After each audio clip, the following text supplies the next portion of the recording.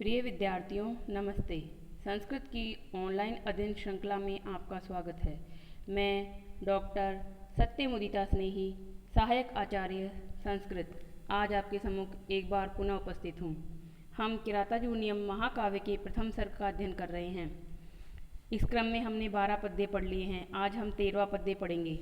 12वें पद्य में हमने दुर्योधन के द्वारा प्रयुक्त किए गए साम और दान नाम के उपायों को पढ़ा था।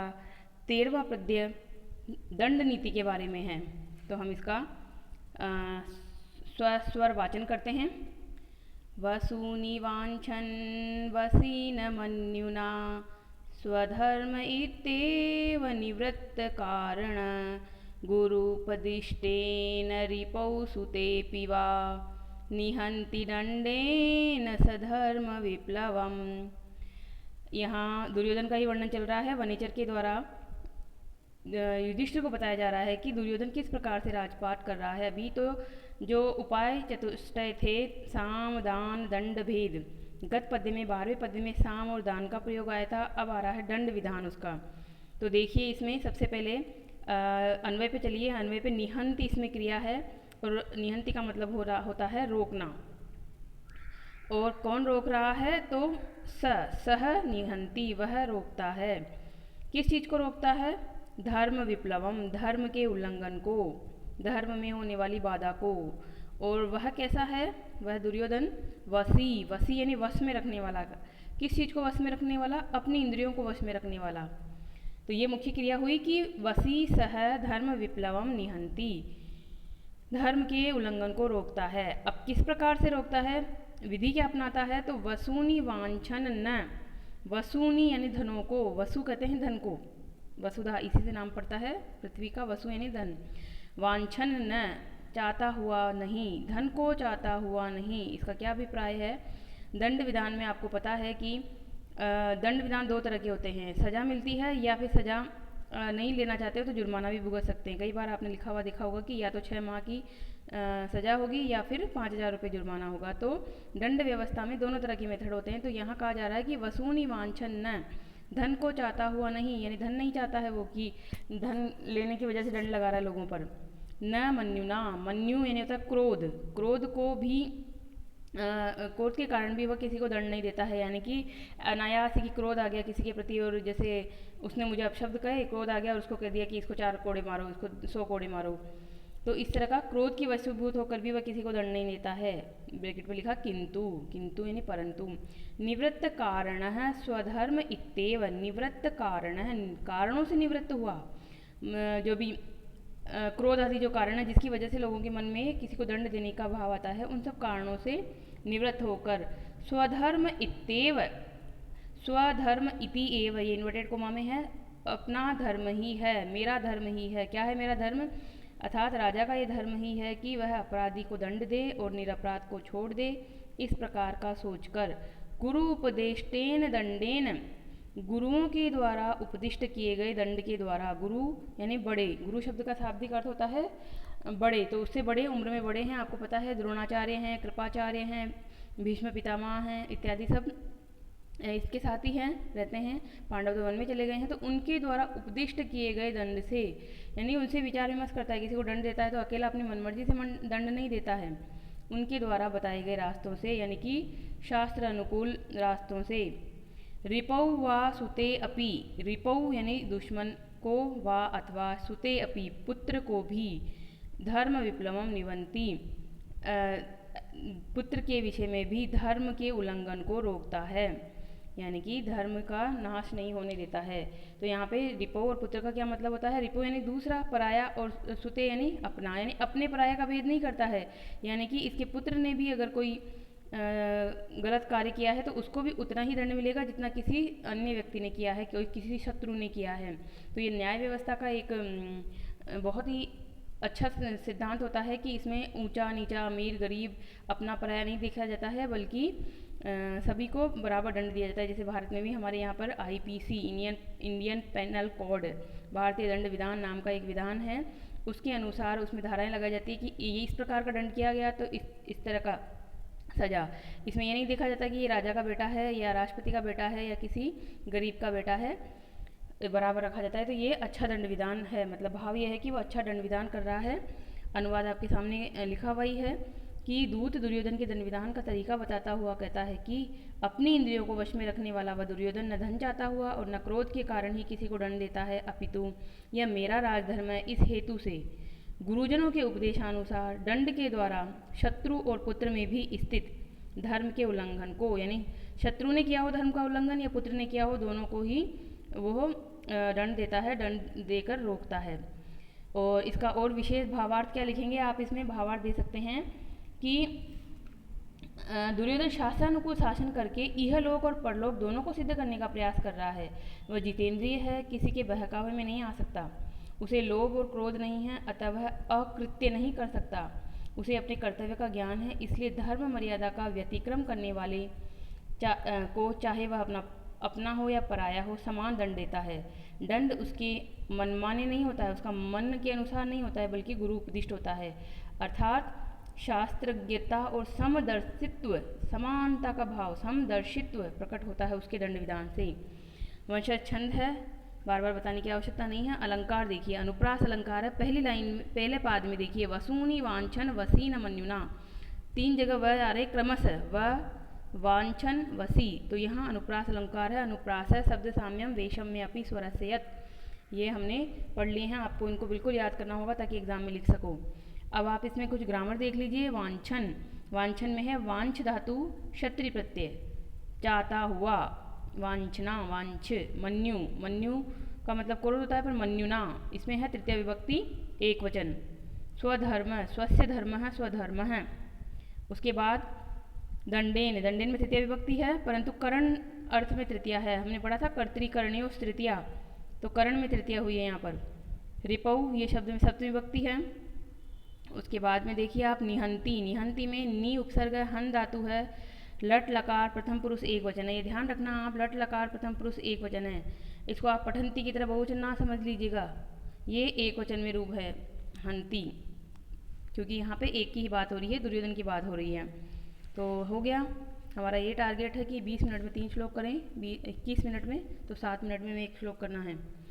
अब आगे चलते हैं हम अगले श्लोक में वो क्या करता है। तो अगले श्लोक में उसकी भेद नीति के बारे में आ रहा है, क्योंकि साम हो गया, दान हो गया, दंड हो गया, अब भेद नीति, क्योंकि भेद भी चतुर्थ नीति है। तो देखिए अपनी इस पे स्क्रीन पे देखिए, विधाय रक्षान् परितः परेतरान् अशंकिताकारम् उपैति शंकितः क्रियापवर्गेष्वनुजीविसात्कृता कृतज्ञतामास्य वदन्ति संपद, कृतज्ञतामास्य वदन्ति संपद। तो इसमें भेद नीति का वर्णन है, बहुत अच्छा श्लोक है। अन्वय पर देखिए, वदंती से मुख्य क्रिया, आपको अन्वय में सबसे पहले क्रिया ढूंढनी है। क्रिया मिली वदंती, सबसे लास्ट में मिली चौथे पाद में वदंती। कहती है, क्या चीज़ कहती हैं? कृतज्ञताम, कृतज्ञता को कहती है। कहने वाला कौन है? संपदः, संपत्तियाँ कहती है, संपत्तियाँ यानी धन संपदाएं। अस्य इसकी कृतज्ञताम वदंती, कृतज्ञता को कहती हैं। चतुर्थ पाद पे ही नजर रखिए पूरा। संपदः अस्य कृतज्ञताम वदंती, अस्य कहाँ से निकल के आया? कृतज्ञताम महलंत अस्य, कृतज्ञता को कहती हैं, यानी कि संपत्तियाँ, इसके द्वारा दी जाने वाली संपत्तियाँ इसकी कृतज्ञता को, कृतज्ञता का क्या भाव होता है? किसी के प्रति किए हुए उपकार को मानना कृतज्ञता होता है। अब इसकी स्थिति कैसी है, ये कैसा है देखो इस पे। तो शंकितः, शंकित डरा हुआ, डरा हुआ है, तो डरने की वजह से क्या किया इसने? विधाय रक्षान परितः परेतरान, परितः चारों ओर, परेतरान, परेतरान का मतलब होता है अपने लोग। अब ये परेतरान का इसको समझने के लिए कैसे इसको तोड़ेंगे शब्द को? पर प्लस इतरान, पर यानी दूसरे, शत्रु, पर यानी शत्रु, इतरान यानी अन्य, शत्रुओं से अन्य अर्थात मित्र, आत्मीय जन। संस्कृत में ये होती है कहने की स्टाइल। तो पर यानी शत्रु और पर प्लस इतरान गुण संधि से जुड़ा हुआ शब्द है ये। दूसरों से जो अन्य हैं अर्थात अपने लोगों को, परितः चारों ओर, रक्षान विधाय, रक्षा पंक्ति में लगा करके, यानी इसने अपने चारों ओर जो अंगरक्षक बनाए हैं अपने साम्राज्य के, कह दो या इसके खुद के महल के कह दो वो कौन लोग हैं, इसके खास लोग हैं, आत्मीय लोग हैं, उनको इसने रक्षा पंक्ति में लगाया। क्यों लगाया है? क्योंकि ये डरा हुआ है, शंकिता है। किस बात से डरा हुआ है? इसे डर है कि हो सकता है कभी भी रात में, कभी भी भीम और युधिष्ठिर तो नहीं, वो तो बहुत शांत हैं, परंतु भीम, अर्जुन वगैरह कभी भी आके इसको रात में हत्या कर सकते हैं, मार सकते हैं। तो इसने बहुत अपनी रक्षा व्यवस्था को मजबूत कर लिया और अपने खास खास लोगों को उसमें लगाया है। और फिर डरा हुआ तो है, परंतु दिखा कैसा रहा है? अशंकिता आकारम उपैति, अशंकित आकारम उपैति, अशंकित आकार को प्राप्त करता है। तो कैसे जुड़ेगा ये? शंकित है, अशंकित आकारम उपैति, डरा हुआ भी वह नहीं डरा हुआ सा अपने आप की आकृति को प्राप्त कराता है, यानी अपने आप को दिखाता है कि मैं बिल्कुल भी डरा हुआ नहीं हूँ। यानी कि अंदर से डर है, परंतु बाहर से ऐसे दिखाता है कि मैं बहुत बहादुर हूँ, मुझे किसी प्रकार का कोई डर नहीं है। शंका से रहित आकार वाला अपने आप को दिखलाता है, उपैति यानी दिखलाता है। फिर आगे देखिए, क्रिया अपवर्गेषु अनुजीवी सात्कृता, हाइफन बीच में लगा है तो एक ही शब्द है पूरा। क्रिया अपवर्गेषु, क्रिया के समाप्त हो जाने पर, कार्यों के समाप्त हो जाने पर, अपवर्ग का मतलब था समाप्ति, यहाँ से आपको समवर्धिक संधि से शब्द को तोड़ना पड़ेगा, क्रिया प्लस अपवर्ग। फिर आगे है यण संधि, अपवर्गेषु, क्रिया अपवर्गेषु अनुजीवी सात्कृता, क्रिया की समाप्ति हो जाने पर अनुजीवी सात्कृता, अनुजीवियों के प्रति यानी कि सेवकों के प्रति कृता की गई जो भी है उसकी कृतज्ञता, यानी कि दान दक्षिणा आदि, अस्य संपदः वदन्ति, कृतज्ञताम अस्य संपदः वदन्ति, इस कृतज्ञता को इसकी संपत्तियाँ कह रही हैं। देखो भाव को समझो आप, शब्दों को समझने के बाद शब्द आपको समझ में आ गए होंगे। अनुवाद को पढ़ लो एक बार, फिर मैं और समझाती हूँ। दूत दुर्योधन की भेद नीति निपुणता बताता है ये इसका। आप संदर्भ प्रसंग भी लिखेंगे, यहाँ पे सामने स्क्रीन में नहीं है, तो संदर्भ और प्रसंग। संदर्भ आपको पता है कि इस ग्रंथ के बारे में बताना है कि प्रस्तुत पद्य कहाँ से लिया गया है। प्रस्तुत पद्य महाकवि भारवी विरचित किरातार्जुनीय महाकाव्य के प्रथम सर्ग से उद्धृत है। फिर आप प्रसंग बताएंगे कि इस श्लोक में क्या कहा जा रहा है। तो इस श्लोक में वनेचर दुर्योधन की भेद नीति निपुणता को बताता हुआ कहता है कि शंकित रहता हुआ भी, ये हाइफन से पहले जो बात आती है वो एक तरह से आपका प्रसंग ही है, श्लोक का प्रसंग आ जाता है इसमें। शंकित रहता हुआ भी वह दुर्योधन सर्वत्र आत्मीय जनों को रक्षक नियुक्त करके असंकित आकार चेष्टा को प्राप्त करता है, अशंकित आकार चेष्टा को प्राप्त करता है, अर्थात स्वयं अविश्वस्त रहता हुआ भी विश्वस्त की तरह व्यवहार करता है। बहुत अधिक विश्वास वाला, भाई मैं तो बहुत, मुझे किसी का डर नहीं है, मैंने कुछ नहीं किया, ऐसा दिखाता है। तथा कार्य समाप्त कर देने पर सेवकों को दी हुई संपत्तियां इसकी कृतज्ञता कहती रहती हैं। आप इसको लौकिक उदाहरण से समझिए कि जैसे मान लो आपने किसी से काम कराया, काम कराने के बाद में उस व्यक्ति ने बहुत अच्छा काम किया तो आपने उसे टिप दी, उपहार दिया। तो जितना बड़ा आपका उपहार होगा उतने बड़े आपके मन की प्रसन्नता झलकेगी कि आप उससे बहुत प्रसन्न हैं। किसी ने किसी को काम करने पर 100 रुपये का उपहार दिया, 100 रुपये की टिप दी, तो इसका मतलब कम प्रसन्न है। पर किसी ने तुरंत ही निकाल के 1000 रुपये दे दिए, जिसका मतलब है कि बहुत अच्छा वो प्रसन्न है और वो बहुत कृतज्ञ है, बहुत उदार दिल वाला है। इस तरह से उसकी कृतज्ञता को कहती हैं अनुजीवियों को दी गई संपत्तियाँ, यानी कि बहुत खुले दिल से वो लोगों को काम करवाता है पहले तो, काम कराने के बाद में उनको उनके वेतन के अलावा बोनस के रूप में और बहुत सारी चीज़ें देता है और उनको खुश रखता है। तो इस प्रकार से इसका भावार्थ है। भावार्थ के बाद आपको संदर्भ प्रसंग मिल गया, इसमें छंद वंशज है। और देखो अलंकार, देखो अनुप्रास अलंकार है, परीतः परेतरान, यहाँ पे जो पहला शब्द है परत परत 3 है, इनमें स्वर अलग हैं परंतु व्यंजन समुदाय वही है। अशंकिताकारम उपैति शंकित, शंकित में भी देख सकते हो आप, संकित शंकित, तो इस तरह से आपको मिल जाएगा। ये जो परेतरान शब्द है इसका एक और अर्थ किया है, इसके जो मल्लिनाथ टीकाकार है उसने पर प्लस इतरान, पर का मतलब होता है शत्रु, शत्रुओं से इतर यानी अन्य। तो दुर्योधन के शत्रु कौन थे? दुर्योधन के शत्रु थे पांडव, पांडवों से इतर यानी अन्य, जो पांडवों से अन्य हैं, अर्थात दूसरे लोग जो पांडवों से दुश्मनी जिसकी होगी। तो जैसे कहते हैं कि दुश्मन का दुश्मन मित्र होता है, तो यह एक तरह से पांचों पांडवों के जो दुश्मन थे उनको अपनी ओर मिला रहा है ताकि भविष्य में कभी युद्ध हो तो वो इसके काम आ सके। और आपको ये पता है या नहीं पता, मुझे नहीं पता, पर नकुल और सहदेव जो कि पांचों पांडवों में सबसे छोटे थे, उसके मामा थे मद्र नरेश शाल्व, उसको भी उसने अपनी ओर मिला लिया था। महाभारत के युद्ध में शाल्व ने दुर्योधन के पक्ष में युद्ध किया था। वो उसकी एक तरह से भेद नीति है, उपाय चतुष्टय हैं, उसका चालाकी थी उसकी। आप इसको महाभारत को देखिएगा तब आपको पता चलेगा कि किस तरह से दुर्योधन बहुत चालाकी से काम लेता है। तो यहाँ हो गया।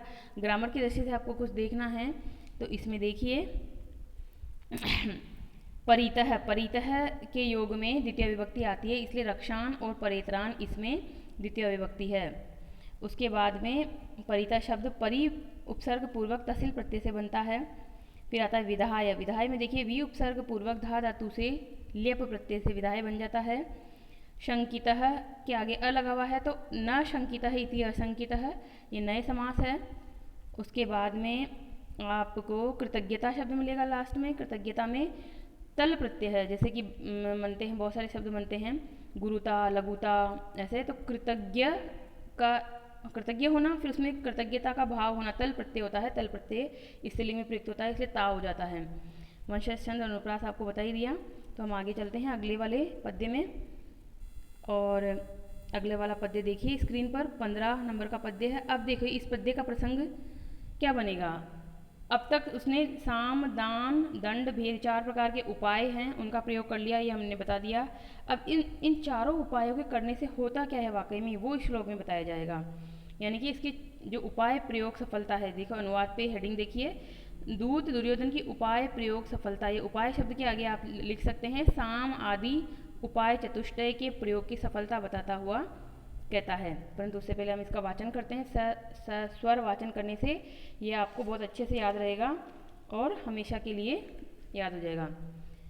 अनारतं तेन पदेषु लंबिता विभज्य सम्यग् विनियोग सत्क्रिया फलन्त्युपाया परिव्रीहतायति रूपेत्य संघर्षमिवार्थ संपद। रूपेत्य संघर्षमिवार्थ संपद। अंतिम पाद को दोबारा पढ़ने का कोई ज़रूरी नहीं है, पर वैसे ही पढ़ते हैं कि एक आपको याद हो जाए, लय बना रहे दिमाग में।